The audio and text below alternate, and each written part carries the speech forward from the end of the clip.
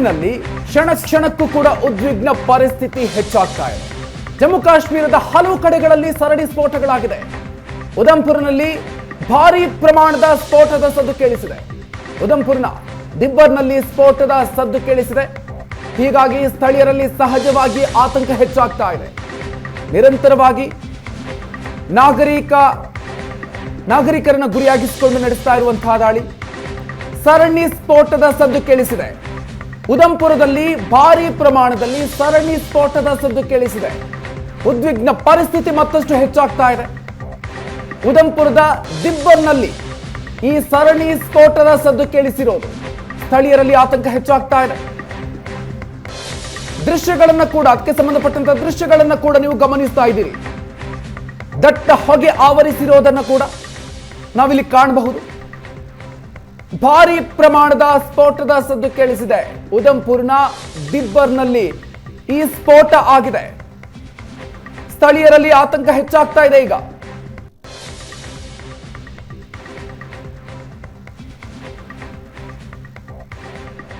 ಜಮ್ಮುವಿನಲ್ಲಿ ಕ್ಷಣಕ್ಕೂ ಕೂಡ ಉದ್ವಿಗ್ನ ಪರಿಸ್ಥಿತಿ ಹೆಚ್ಚಾಗ್ತಾ ಇದೆ. ಹಲವು ಕಡೆಗಳಲ್ಲಿ ಸರಣಿ ಸ್ಫೋಟ ಆಗಿದೆ.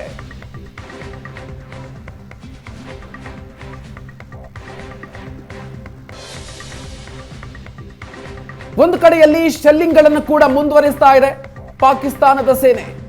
ಅದನ್ನು ಕೂಡ ಹಿಮ್ಮೆಟ್ಟಿಸುವಂತಹ ಪ್ರಯತ್ನಗಳು ಭಾರತದ ಕಡೆಯಿಂದ ನಿರಂತರವಾಗಿ ನಡೀತಾ ಇದೆ. ಈಗ ಹಲವು ಕಡೆಗಳಲ್ಲಿ ಸರಣಿ ಸ್ಫೋಟ ಆಗಿದೆ ಅಂತ ಗೊತ್ತಾಗ್ತಾ ಇದೆ.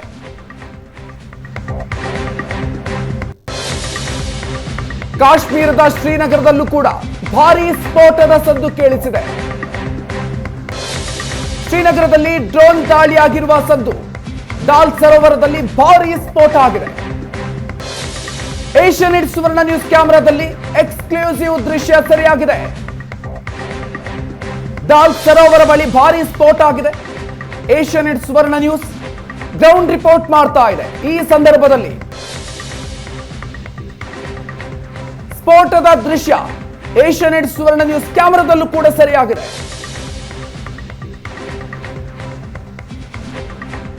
ಜಮ್ಮು ಮತ್ತು ಕಾಶ್ಮೀರದ ಉದ್ವಿಗ್ನ ಪರಿಸ್ಥಿತಿ ಹೆಚ್ಚಾಗ್ತಾ ಇದೆ.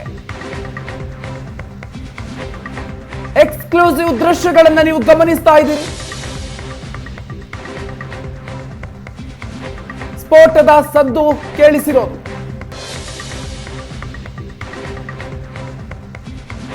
ಸ್ಫೋಟದ ನಂತರ ಅಲ್ಲಿ ಯಾವ ರೀತಿಯಾಗಿರುವಂತಹ ಸಿಚುವೇಶನ್ ಇದೆ ಅನ್ನೋದನ್ನು ಕೂಡ ನೀವು ಗಮನಿಸ್ತಾ ಇದ್ದೀರಿ.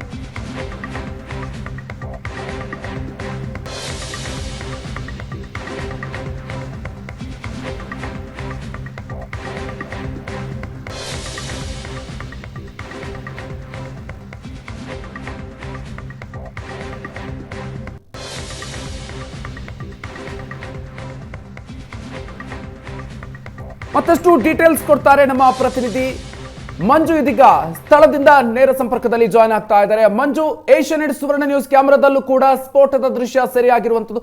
ಸದ್ಯ ಅಲ್ಲಿ ಯಾವ ರೀತಿಯಾಗಿರುವಂತಹ ಸಿಚುವೇಶನ್ ಇದೆ? ಎಷ್ಟು ಸ್ಫೋಟಗಳು ಸಂಭವಿಸಿರುವ ಬಗ್ಗೆ ಅಪ್ಡೇಟ್ಸ್ಗಳು ಗೊತ್ತಾಗ್ತಾ ಇದೆ? ಮಧು, ನಾನು ಈಗ ಶ್ರೀನಗರದ ದಾಲ್ ಲೇಕ್ ಮುಂದೆನೇ ಇದ್ದೀನಿ. ನಾವು ಈಗಷ್ಟೇ ಲೈವನ್ನು ಮಾಡ್ತಾ ಇದ್ವಿ. ಆ ಲೈವ್ ಮುಗಿದ ಕೂಡಲೇ ಮತ್ತೆ ಇಲ್ಲಿ ಸದ್ದು ಕೇಳಿಬಂತು. 3 ಬಾರಿ ಸ್ಫೋಟ ಆಗಿರುವಂತಹ ಸದ್ದು ಕೇಳಿಬಂತು. 3 ಕೂಡ ಡ್ರೋನುಗಳು ಎನ್ನಲಾಗ್ತಾ ಇದೆ. ಡ್ರೋನ್ ಅಲ್ಲಿಗೆ ರೀಚ್ ಆದ ಕೂಡಲೇ ಇಲ್ಲಿ ಏನು ಅಂತ ಅಂದರೆ ನಿಮಗೆ ಅವು ನಿಷ್ಕ್ರಿಯಗೊಂಡಿರುವಂಥದ್ದು. ನಾನು ಈಗ ದಾಲ್ ಲೇಕ್ ಮುಂದೆ ಇದ್ದೀನಿ. ಆ ಸೀನನ್ನು ನಿಮಗೆ ತೋರಿಸ್ತೇನೆ. ನೀವು ನೋಡ್ಬೋದು, ನನ್ನ ಬಲಭಾಗಕ್ಕೆ ಪೂರ್ತಿಯಾಗಿರುವಂತಹ ಬೆಟ್ಟ ಮತ್ತು ಮಂಜು ಕೂಡ ಕವಿದಿರುವಂಥದ್ದು. ಅದರ ಹಿಂಭಾಗಕ್ಕೆ ಸದ್ದು ಕೇಳಿಬಂತು. 3 ಬಾರಿ ಸದ್ದು ಕೇಳಿಬಂತು. ಇಡೀ ಶ್ರೀನಗರದಲ್ಲಿ 30ಕ್ಕೂ ಹೆಚ್ಚು ಈ ರೀತಿಯ ಸದ್ದು ಅಂದರೆ ಡ್ರೋನುಗಳು ಅಟ್ಯಾಕ್ ಆಗಿದ್ದಾವೆ ಅನ್ನುವಂತಹ ಮಾಹಿತಿ ಇರುವಂಥದ್ದು. ಅವೆಲ್ಲವನ್ನು ಕೂಡ ಯಶಸ್ವಿಯಾಗಿ ನಾವು ನಿಷ್ಕ್ರಿಯಗೊಳಿಸಿದ್ದೇವೆ ಅನ್ನುವಂಥದ್ದು ಭಾರತೀಯ ಸೇನೆ ಹೇಳ್ತಾ ಇರುವಂಥದ್ದು. ನೀವು ನೋಡ್ಬೋದು, ಆ ಪಕ್ಷಿಗಳು ಕೂಡ ಆ ಸದ್ದು ಕೇಳಿದ ಕೂಡಲೇ ಈಗ ಇನ್ನಷ್ಟು ಇದು ಆವರಿಸ್ತಾ ಇದೆ. ಪಕ್ಷಿಗಳು ಕೂಡ ಇಮ್ಮಿಡಿಯೇಟ್ ಮೇಲೆ ಆರುವಂಥದ್ದು ಆಯಿತು. ಆ ಕ್ಷಣದಲ್ಲಿ 3 ಸದ್ದುಗಳು ಒಂದಾದ ನಂತರ ಸದ್ದುಗಳು ಕೇಳಿಬಂತು. ಅದರ ಏನು ಸ್ಮೆಲ್ ಮತ್ತು ಅದರ ಸ್ಫೋಟದ ಸದ್ದಿಗೆ ಪಕ್ಷಿಗಳು ಕೂಡ ಹಾರಿದ್ದು ಕೂಡ ನಾವು ಇಲ್ಲಿ ಗಮನಿಸಿದ್ವಿ. ಮತ್ತು ಜನರ ಆತಂಕ ಅನ್ನೋದಕ್ಕಿಂತ ಎಲ್ಲರೂ ಒಂದು ರೀತಿಯಲ್ಲಿ ಏನಾಯಿತು ಅನ್ನುವಂಥದ್ದು ಕುತೂಹಲದಿಂದ ನೋಡ್ತಾ ಇದ್ದಾರೆ. ನೀವು ಇದು ಏನೋ ಡಾಲ್ ಲೇಕ್ ಆಗಿರುವ ಕಾರಣಕ್ಕೋಸ್ಕರ ಎಲ್ಲರೂ ಕೂಡ ಇದು ವಾಕಿಂಗ್ ಮಾಡುವ ಸ್ಥಳವೂ ಕೂಡ ಆಗಿರುತ್ತೆ. ಎಲ್ಲರೂ ಕೂಡ ಬರ್ತಾರೆ. ಅದೇ ರೀತಿ ಇಲ್ಲಿ ಬಂದು ವಾಕ್ ಮಾಡ್ಕೊಂಡು ಬರುವಂಥವ್ರು ಕೂಡ ಇಲ್ಲಿ ನಮ್ಮ ಮುಂದೆ ನಿಂತು ಏನಾಯಿತು ಅನ್ನೋವಂಥದ್ದನ್ನ ಅವರು ಕೂಡ ನೋಡ್ತಾ ಇದ್ರು. ಯಾಕಂತ ಅಂದರೆ ಏನು ಸದ್ದಿದು ಅನ್ನೋವಂಥ ಯಾರಿಗೂ ಕೂಡ ಅರ್ಥ ಆಗದೇ ಇರೋವಂಥದ್ದು. ಈ ಭಾಗದಲ್ಲಿ ಕಳೆದ ರಾತ್ರಿ ಈ ಭಾಗದಲ್ಲಿ ಯಾವ ಸದ್ದು ಕೇಳಿರಲಿಲ್ಲ. ಆದರೆ ಈಗ ನೇರ ಕೇಳಿ ಬಂದಿರುವಂಥದ್ದು. ಹೆಚ್ಚು ಕಡಿಮೆ 30 ಏನೋ ಸ್ಥಳಗಳಲ್ಲಿ ಈ ರೀತಿಯ ಡ್ರೋನನ್ನು ಸ್ಟ್ರೈಕ್ ಮಾಡಿರುವಂಥದ್ದು. ಅದನ್ನು ನಾವು ಯಶಸ್ವಿಯಾಗಿ ಅವನ್ನ ನಿಷ್ಕ್ರಿಯ ಮಾಡಿದ್ದೇವೆ, ನಾಶ ಮಾಡಿದ್ದೇವೆ ಅನ್ನುವಂಥದ್ದು ಸೇನೆ ಹೇಳ್ತಾ ಇರುವಂಥದ್ದು. ಅದನ್ನು ಅಟ್ಯಾಕ್ ಅಂದರೆ ನಿಷ್ಕ್ರಿಯ ಮಾಡುವಾಗ ಬರುತ್ತಲ್ಲ ಸೌಂಡು, ಅದು ಇದು ಅನ್ನುವಂಥದ್ದನ್ನ ಹೇಳ್ತಾ ಇದ್ದಾರೆ. ಆದರೆ ಡ್ರೋನ್ ದಾಳಿ ಆಗಿದೆ ಅನ್ನುವಂಥದ್ದಕ್ಕೂ ಅದು ಅನ್ನುವಂಥದ್ದು ಖಚಿತವಾದಂಥ ಸಿಗ್ತಾ ಇರುವಂಥ ಮಾಹಿತಿ. ಮಧು, ನೀವು ಮಂಜು, ಕಳೆದ ರಾತ್ರಿಯಿಂದಲೂ ಕೂಡ ಒಂದಷ್ಟು ಅನೇಕ ಬಾರಿ ಅಲ್ಲಿ ಮಿಸೈಲ್ಗಳ ಜೊತೆಗೆ ಅಲ್ಲಿ ಒಂದಷ್ಟು ದಾಳಿಗಳನ್ನು ಕೂಡ, ಅಂದ್ರೆ ಗುಂಡಿನ ಸದ್ದು ಕೂಡ, ಗುಂಡಿನ ಚಕಮಕಿಗಳು ಕೂಡ ನಡೆದಿದೆ ಅನ್ನುವಂಥದ್ದು. ಇದನ್ನ ಕೌಂಟರ್ ಮಾಡುವಂಥದ್ದು ಕೂಡ ಕಾಶ್ಮೀರದಾದ್ಯಂತ ಯಾವ ರೀತಿಯಾಗಿ ನಡೀತಾ ಇದೆ.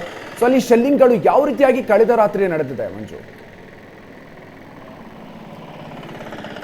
ಇಲ್ಲಿ 2 ರೀತಿಯ ದಾಳಿಗಳು ಏಕಾಏಕಿ ನಡೀತಾ ಇರುವಂಥದ್ದು, ಅಪ್ರಚೋದಿತವಾಗಿ ನಡೀತಾ ಇರುವಂಥದ್ದು. ನಿನ್ನೆ ರಾತ್ರಿ 100ಕ್ಕೂ ಹೆಚ್ಚು ಡ್ರೋನ್ಗಳ ಹಾರಾಟ ಭಾರತದಲ್ಲಿ ನುಗ್ಗಿರುವಂಥದ್ದು. ಪಾಕಿಸ್ತಾನದ ಕಡೆಯಿಂದ ಟರ್ಕಿ ಮೇಡ್ ಏನು ಡ್ರೋನುಗಳು ನುಗ್ಗಿದೆ ಅನ್ನುವಂಥ ಮಾಹಿತಿ ಇದೆ. ಅವೆಲ್ಲವನ್ನು ಕೂಡ ನಿಷ್ಕ್ರಿಯಗೊಳಿಸಿ ನಮ್ಮ ಭಾರತದ ನೆಲ ಟಚ್ ಆಗೋದಕ್ಕೆ ಬಿಟ್ಟಿಲ್ಲ ಅನ್ನುವಂಥದ್ದು. ಈವನ್ ಜಮ್ಮು ಏರ್ಬೇಸ್ನಿಂದ ಹಿಡಿದು ನೀವು ಅದರ ಹಿಂದೆ ಏನು ಬಾರಾಮುಲ್ಲಾ ಇರ್ಬೋದು, ಅದೇ ರೀತಿ ಅನಂತನಾಗ್ ಜಿಲ್ಲೆ ಇರ್ಬೋದು, ಈ ಉರಿ ಪ್ರದೇಶದಲ್ಲಿ ಇಲ್ಲಿ ಹೆಚ್ಚಾಗಿ ಅಟ್ಯಾಕಿಂಗ್ ಆಗುವಂಥವು ಅಲ್ಲೆಲ್ಲವೂ ಕೂಡ ನಮ್ಮ ಭಾರತೀಯ ಸೇನಾ ನೆಲೆಗಳಿದೆ, BSF ನೆಲೆಗಳಿದೆ, ಶಿಬಿರಗಳಿದೆ. ಆ ಕಾರಣಕ್ಕೋಸ್ಕರ ಹೆಚ್ಚು ಅಟ್ಯಾಕಿಂಗ್ ಆಗ್ತಾ ಇದೆ ಅನ್ನುವಂಥ ಮಾಹಿತಿಗಳು ಬರ್ತಾ ಇದೆ. ಇದು ಒಂದು ರೀತಿ ಡ್ರೋನ್ ಥ್ರೂ ಅಟ್ಯಾಕಿಂಗ್ ಇದೆಯಲ್ಲ, ಇದು ಒಂದು ಮೋಡ್. ಆದರೆ ಗಡಿಯಲ್ಲಿ ನಿಂತಿರುವಂಥ ಸೈನಿಕರು ಪದೇ LOCಯ ನಿಯಮಗಳನ್ನು ಉಲ್ಲಂಘಿಸಿ, ಕದನ ವಿರಾಮವನ್ನು ಉಲ್ಲಂಘಿಸಿ ಪದೇ ಫೈರಿಂಗ್ ಅಪ್ರಚೋದಿತವಾಗಿ ನಡೀತಾ ಇರುವಂಥದ್ದು ನಿಂತಿಲ್ಲ. ಇಲ್ಲಿವರೆಗೂ 15ರಿಂದ 16 ದಿನ ಆಗ್ತಾ ಇದೆ. ಅದು ಗಡಿಯಲ್ಲಿ ಒಂದು ಕಡೆ, ಅಂದರೆ ಅದು ಒಂದು ಟ್ರೆಡಿಷನಲ್ ಯುದ್ಧನ ಅಂತ ಪ್ರಶ್ನೆ ಕೇಳಿದರೆ ಅದು ಕೂಡ ಇರಬಹುದು ಅನ್ನುವಂಥದ್ದು. ಯಾಕೆ ಅಂತ ಅಂದರೆ ನಿಮಗೆ ಅದನ್ನು ಹೊರತಾಗಿ ಏನು ಮಾಡಲಿಕ್ಕೆ ಪಾಕಿಸ್ತಾನದ ಬಳಿ ಈಗ ಏನು ಇಲ್ಲ. ಅದರ ಜೊತೆಗೆ ನಿಮಗೆ ಈ ಸೈಂಟಿಫಿಕ್ ಇವುಗಳನ್ನು ಬಳಸಿ ಉತ್ತರ ಕೊಡಲಿಕ್ಕೂ ಕೂಡ ಪಾಕಿಸ್ತಾನದ ಏನು ಶಕ್ತಿ ಇಲ್ಲದ ರೀತಿಯಲ್ಲಿ ಈಗ ಕಾಣಿಸ್ತಾ ಇರುವಂಥದ್ದು. ಹಾಗಾಗಿ ನಮಗೆ 2 ಕಡೆಯಿಂದ ಏನು ದಾಳಿ ಆಗ್ತಾ ಇದೆ ಅದಕ್ಕೆ ಪ್ರತಿ ದಾಳಿಯನ್ನು ಭಾರತದಿಂದ ಹೆಜ್ಜೆಗೂ ಕೂಡ ಕೊಡ್ತಾ ಇರುವಂಥದ್ದು ಭಾರತದ ಸೇನೆ.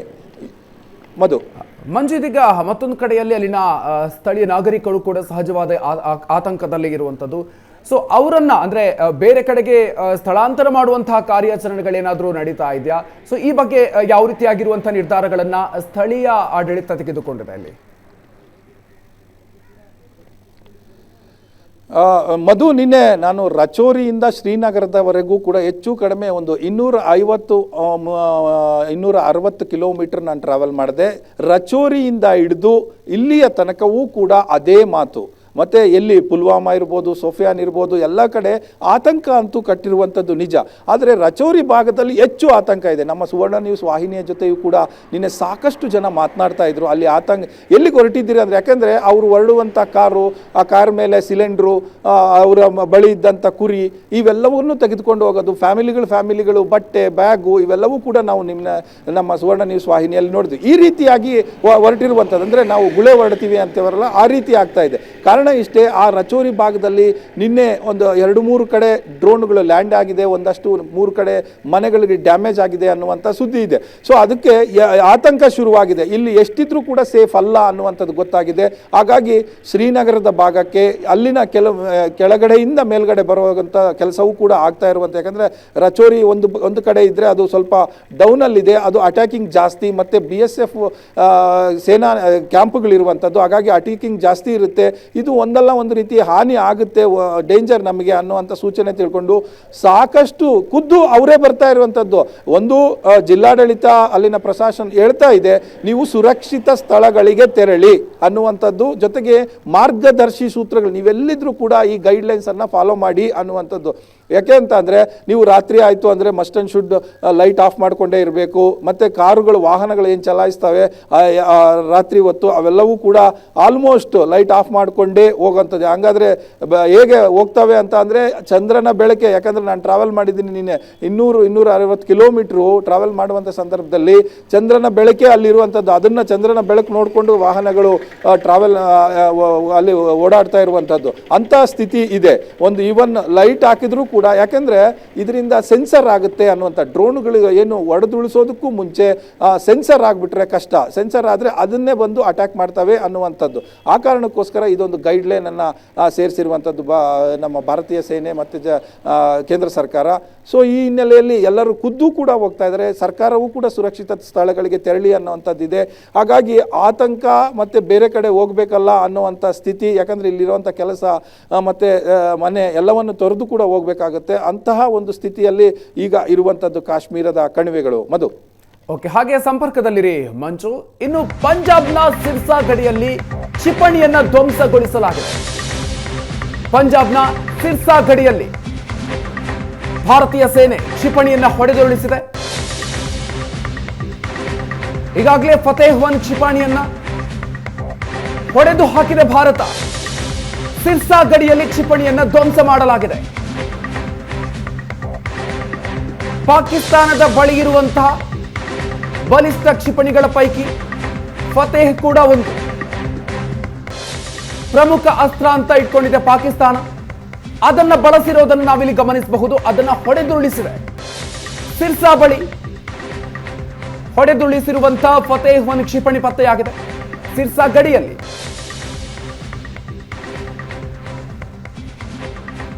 ಈ ಬಗ್ಗೆ ಹೆಚ್ಚಿನ ಡೀಟೇಲ್ಸ್ ಕೊಡ್ತಾರೆ ನಮ್ಮ ಪ್ರತಿನಿಧಿ ಪ್ರಶಾಂತ್. ಈಗಾಗಲೇ ಹೇಳ್ತಾ ಇದ್ವಿ, ನೀವು ಕೂಡ ಈ ಬಗ್ಗೆ ಡೀಟೇಲ್ಸ್ ಕೊಡ್ತಾ ಇದ್ರಿ. ಫತೇಹ್ 1 ಕ್ಷಿಪಣಿಯನ್ನ ಭಾರತ ಹೊಡೆದುರುಳಿಸಿದೆ. ಸೊ ಪಂಜಾಬ್ನ ಸಿರ್ಸಾ ಗಡಿಯಲ್ಲಿ ಕ್ಷಿಪಣಿಯನ್ನ ಧ್ವಂಸ ಮಾಡಲಾಗಿದೆ. ಸಿರ್ಸಾದಲ್ಲಿ ಪಾಕಿಸ್ತಾನದ ಕ್ಷಿಪಣಿ ಫತೇಹ್ 2 ಅನ್ನು ಹೊಡೆದುರುಳಿಸಲಾಗಿದೆ ಅಂತಕ್ಕಂಥ ಮಾಹಿತಿ, ಅದು ಹೊಡೆದುರುಳಿಸಿದ ನಂತರ ಗೊತ್ತಾಗಿದ್ದು ಇದು ಫತೇಹ್ 2 ಅಂತಕ್ಕಂಥದ್ದು.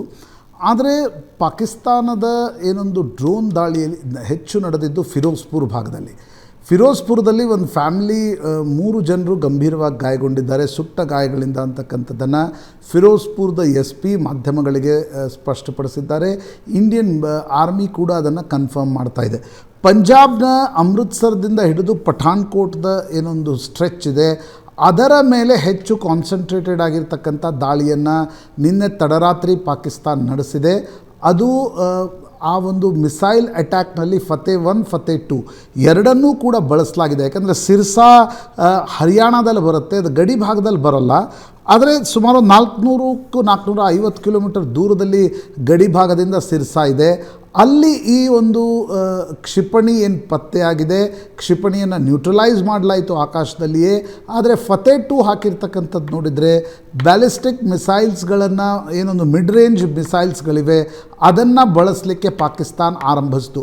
ಅದೇ ಕಾರಣದಿಂದ ನಿನ್ನೆ ತಡರಾತ್ರಿ ಈ ಒಂದು ದಾಳಿ ನಡೆದ ನಂತರ ಭಾರತ ರಾವಲ್ಪಿಂಡಿಯ ಏರ್ಬೇಸ್, ನೂರ್ ಖಾನ್ ಏರ್ಬೇಸ್ ಏನಿದೆ ಅದು ಇಸ್ಲಾಮಾಬಾದ್ದಿಂದ ಕೇವಲ 10 ಕಿಲೋಮೀಟರ್ ದೂರದಲ್ಲಿದೆ.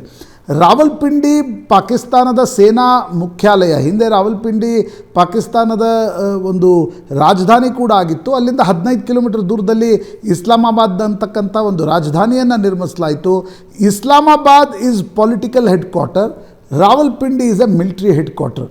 ಆ ಕಾರಣದಿಂದ ರಾವಲ್ಪಿಂಡಿ ಮೇಲೆ ನಡೆದಿರ್ತಕ್ಕಂಥ ದಾಳಿ ಏನಿದೆ ಅದು ಸ್ಟ್ರಾಟಜಿಕಲಿ ಪಾಕಿಸ್ತಾನದ, ನಾವು ರಾಜಧಾನಿಯನ್ನೇ ಟಾರ್ಗೆಟ್ ಮಾಡ್ತೀವಿ ಅಂತಕ್ಕಂಥದ್ದನ್ನು ಭಾರತ 2ನೇ ಬಾರಿಗೆ ಸ್ಪಷ್ಟಪಡಿಸಿದೆ. ಮೊನ್ನೆ ರಾತ್ರಿ ಕೂಡ ಪಿಂಡಿ ಮೇಲೆ ಅಟ್ಯಾಕ್ ನಡೆದಿತ್ತು. ಅದಾದಮೇಲೆ ನಿನ್ನೆ ಮಧ್ಯರಾತ್ರಿ ಕೂಡ ಪಿಂಡಿಯ ನೂರ್ ಖಾನ್ ಏರ್ ಬೇಸನ್ನು ಗುರಿಯಾಗಿಟ್ಕೊಂಡು ಈ ದಾಳಿಯನ್ನು ನಡೆಸಲಾಗಿದೆ. ನಾವು ದೃಶ್ಯಗಳಲ್ಲೂ ಕೂಡ ನೋಡ್ತಾ ಇದ್ದೀವಿ. ಆ ಏರ್ ಬೇಸ್ನ ಹತ್ತಿರ ಬೆಂಕಿ ಹತ್ಕೊಂಡಿರ್ತಕ್ಕಂಥದ್ದು.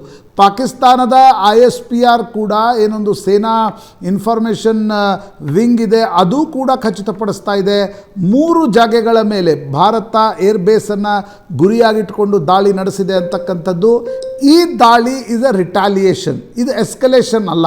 ಭಾರತ ಅಂದರೆ ಮೊನ್ನೆ ನಡೆದಿರ್ತಕ್ಕಂಥ ದಾಳಿಯ ನಂತರ ನಿನ್ನೆ ಪಾಕಿಸ್ತಾನ್ ಪುನರಪಿ ಭಾರತದ ಪಂಜಾಬ್ ಮೇಲೆ ಒಂದು ಟಾರ್ಗೆಟೆಡ್ ಆಗಿರ್ತಕ್ಕಂಥ ಮಿಸೈಲ್ ಅಟ್ಯಾಕನ್ನು ನಡೆಸಿತು. ಅದಕ್ಕೆ ಉತ್ತರವನ್ನು ಕೊಡ್ತಾ ಭಾರತ 6 ಮಿಸೈಲ್ಸ್ಗಳನ್ನು 3 ಜಾಗೆಗಳನ್ನು ಟಾರ್ಗೆಟ್ ಮಾಡಿಟ್ಕೊಂಡು ಹೊಡೆದಿದೆ. ಅದರಲ್ಲಿ ರಾವಲ್ಪಿಂಡಿ ಸೇನಾ ನೆಲೆಯ ಏರ್ ಬೇಸ್ ಕೂಡ ಇದೆ. ಹೀಗಾಗಿ ನಿನ್ನೆ ಏನು ಭಾರತದ ವಿದೇಶಾಂಗ ಕಾರ್ಯದರ್ಶಿ ಒಂದು ಪತ್ರಿಕಾಗೋಷ್ಠಿಯನ್ನು ನಡೆಸ್ತಾ ಪಾಕಿಸ್ತಾನ್ ತನ್ನ ಏರ್ ಸ್ಪೇಸನ್ನು ಬಂದ್ ಮಾಡದೆ ಸಿವಿಲಿಯನ್ ಏರ್ಕ್ರಾಫ್ಟ್ಗಳನ್ನು ಶೀಲ್ಡಾಗಿ ಬಳಸ್ಕೊಳ್ತಾ ಇದೆ ಅಂತಕ್ಕಂಥದ್ದನ್ನು ಭಾರತ ಹೇಳ್ತು. ಅದಾದ ಮೇಲೆ ನಡೆದಿರ್ತಕ್ಕಂಥ ಈ ಏರ್ ಬೇಸ್ನ ದಾಳಿಯ ನಂತರ ಇವತ್ತು ಇಸ್ಲಾಮಾಬಾದ್, ಲಾಹೋರ್ ಮತ್ತು ಕರಾಚಿ 3 ಏರ್ಪೋರ್ಟ್ಗಳನ್ನು ಮಧ್ಯಾಹ್ನದವರೆಗೆ ಬಂದ್ ಮಾಡುವಂಥ ತೀರ್ಮಾನವನ್ನು ಪಾಕಿಸ್ತಾನ್ ತೆಗೆದುಕೊಂಡಿದೆ. ಇದು ನಿಶ್ಚಿತವಾಗಿ 3ನೇ ದಿನ ಈ ಒಂದು ಎಸ್ಕಲೇಷನನ್ನು ಏನು ಪಾಕಿಸ್ತಾನ್ ಕಡೆಯಿಂದ ನಡೀತು ಅದಕ್ಕೆ ಅದೇ ಉತ್ತರದ ರಿಟಾಲಿಯೇಷನ್ ಭಾರತವು ಕೂಡ ಕೊಟ್ಟಿದೆ. ಹೆಚ್ಚಿನ ಮಾಹಿತಿಯನ್ನು ನಿರೀಕ್ಷಿಸಲಾಗ್ತಾ ಇದೆ Madhukar. Let us not speculate. ಯಾಕಂದರೆ ಮೊನ್ನೆ ರಾತ್ರಿ ನಡೆದಿರ್ತಕ್ಕಂಥ ಬೆಳವಣಿಗೆಗಳಲ್ಲಿ ಇಲ್ಲ ನೌಕಾ ದಾಳಿ ನಡೀತು ಅಂತಕ್ಕಂಥದ್ದನ್ನು ಕೆಲ ಮಾಧ್ಯಮಗಳು ವರದಿ ಮಾಡಿದ್ವು. ಆದರೆ ನಿನ್ನೆ ಅದನ್ನು ಇಂಡಿಯನ್ ಮಿಲಿಟ್ರಿ ಯಾವುದೇ ರೀತಿಯಲ್ಲಿ ಪುಷ್ಟೀಕರಿಸಿಲ್ಲ. ಆದರೆ ಈ ದಾಳಿಗಳನ್ನೇನಿದೆ 6 ಮಿಸೈಲ್ ಅಟ್ಯಾಕ್ಗಳು 3 ಏರ್ ಬೇಸ್ಗಳ ಮೇಲೆ ನಡೆದಿರ್ತಕ್ಕಂಥ ದಾಳಿಯನ್ನು ಪಾಕಿಸ್ತಾನದ ಮಿಲಿಟ್ರಿ ಖಚಿತಪಡಿಸ್ತಾ ಇದೆ. 10 ಗಂಟೆಗೆ ಭಾರತದ ವಿದೇಶಾಂಗ ಇಲಾಖೆ ಮತ್ತು ರಕ್ಷಣಾ ಇಲಾಖೆ ಜಂಟಿ ಪತ್ರಿಕಾಗೋಷ್ಠಿಯನ್ನು ನಡೆಸಿ ಇನ್ನಷ್ಟು ಹೆಚ್ಚಿನ ಮಾಹಿತಿಯನ್ನು ನೀಡುತ್ತೆ. ಆದರೆ ಜಮ್ಮುದಿಂದ ಹಿಡಿದು ಪಠಾನ್ಕೋಟ್ ಮತ್ತು Firozpur is a border area. Firozpur ಮೇಲೂ ಕೂಡ ದಾಳಿ ನಡೆಸ್ತಕ್ಕಂಥ ಪ್ರಯತ್ನವನ್ನು ಪಾಕಿಸ್ತಾನ್ ಮಾಡ್ತು. ಆ ಡ್ರೋನ್ ಅಟ್ಯಾಕ್ ಒಂದು ಸಿವಿಲಿಯನ್ ಏರಿಯಾ ಮೇಲೆ ನಡೆದಿದೆ. 3 ನಾಗರಿಕರು ಗಾಯಗೊಂಡಿದ್ದಾರೆ ಅಂತಕ್ಕಂಥ ಮಾಹಿತಿ ಕೂಡ ಬರ್ತಾ ಇದೆ. ಮಧುಕರ್, ಪ್ರಶಾಂತ್, ಒಂದು ಕಡೆಯಲ್ಲಿ ಪಾಕಿಸ್ತಾನ ತನ್ನ ಮಿತ್ರ ರಾಷ್ಟ್ರಗಳಲ್ಲಿ ಭಾರತದ ದಾಳಿಯಿಂದ ತಡೆಯುವಂತೆ ಮಾಡಿ ಅನ್ನುವಂಥ ಮನವಿಗಳನ್ನು ಮಾಡ್ತಾ ಇದೆ. ಮತ್ತೊಂದು ಕಡೆಯಲ್ಲಿ ಈ ರೀತಿಯಾಗಿ ಭಾರತದ ಮೇಲೆ ಅಟ್ಯಾಕ್ಗಳನ್ನು ಮುಂದುವರಿಸ್ತಲೇ ಇರುವಂಥದ್ದು. ಅಂದರೆ ಇಲ್ಲಿ ಒಂದಂತೂ ಸ್ಪಷ್ಟ, ಪಾಕಿಸ್ತಾನ ಈ ಒಂದು ಪರಿಸ್ಥಿತಿಯನ್ನು ಶಾಂತಗೊಳಿಸುವಂಥ ಅಥವಾ ಪರಿಸ್ಥಿತಿಯನ್ನು ತಿಳಿಗೊಳಿಸುವಂಥ ಯತ್ನವನ್ನು ನಡೆಸ್ತಾನೆ ಇಲ್ಲ ಅನ್ನುವಂಥದ್ದು ಕೂಡ ಸ್ಪಷ್ಟ. ಹಾಗಿದ್ರೂ ಕೂಡ ಮಿತ್ರ ರಾಷ್ಟ್ರಗಳ ಮುಂದೆ ಈ ರೀತಿಯಾಗಿರುವಂಥ ಮನವಿಗಳು ಯಾವ ರೀತಿಯಾಗಿರುವಂಥ ಲೆಕ್ಕಾಚಾರ ಇದು ಅಂತ? ಮಧುಕರ್ ನೋಡಿ, ಕಾರ್ಗಿಲ್ ಯುದ್ಧ ನಡೆದ ನಂತರ ಕಾರ್ಗಿಲ್ನಲ್ಲೂ ಕೂಡ ಪಾಕಿಸ್ತಾನದ ಆರ್ಮಿ ಜವಾನರನ್ನು ಮುಜಾಹಿದೀನ್ಗಳ ವೇಷದಲ್ಲಿ ಆ ಒಂದು ಹೈ ಪಾಯಿಂಟ್ಸ್ಗಳ ಮೇಲೆ ಕಳಿಸಲಾಗಿತ್ತು. ಅಲ್ಲಿ ಅವಿತುಕೊಳ್ಳುವಂತೆ ಮಾಡಲಾಯಿತು. ಅದನ್ನು ಭಾರತ ಅವರನ್ನು ಹಿಮ್ಮೆಟ್ಟಿಸ್ತಕ್ಕಂಥ ಯಶಸ್ವಿ ಆಪರೇಷನ್ ಅನ್ನು ಕಾರ್ಗಿಲ್ನಲ್ಲಿ ನಡೆಸ್ತು.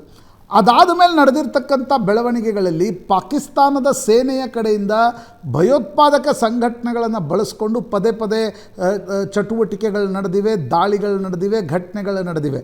ಅದು ಕಂದಹಾರ್ ಹೈಜಾಕ್ನ ಪ್ರಕರಣ ಇರ್ಬೋದು, ಪಾರ್ಲಿಮೆಂಟ್ ಅಟ್ಯಾಕ್ ಇರ್ಬೋದು, ಮುಂಬೈ ಅಟ್ಯಾಕ್, ಸಣ್ಣ ಅನೇಕ ಘಟನೆಗಳು ನಡೆದಿವೆ.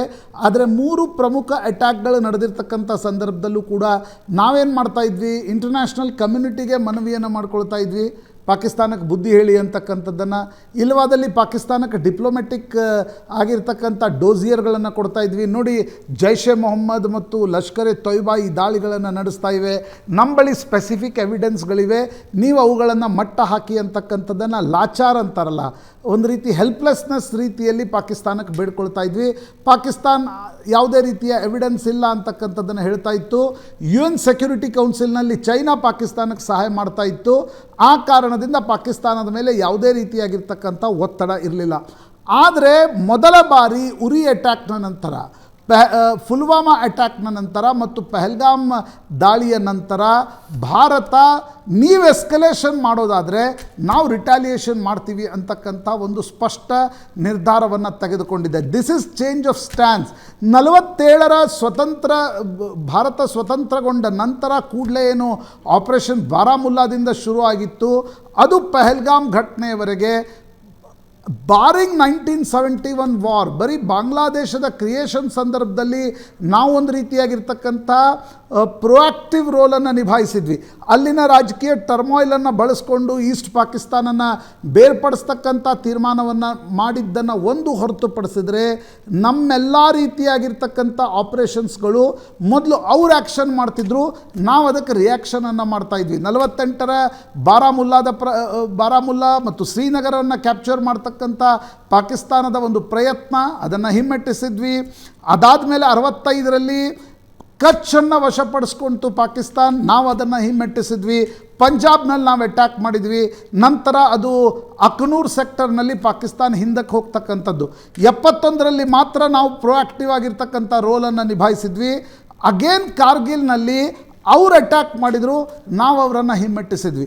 ಬಟ್ 2025ರಲ್ಲಿ ಭಾರತದ ಸ್ಟ್ಯಾನ್ಸ್ ಖಂಡಿತವಾಗಿ ಬದಲಾಗಿದೆ. ನಾವು ಕೇವಲ ಸರ್ಜಿಕಲ್ ಹಾಗೆ ಸಂಪರ್ಕದಲ್ಲಿರಿ ಪ್ರಶಾಂತ್.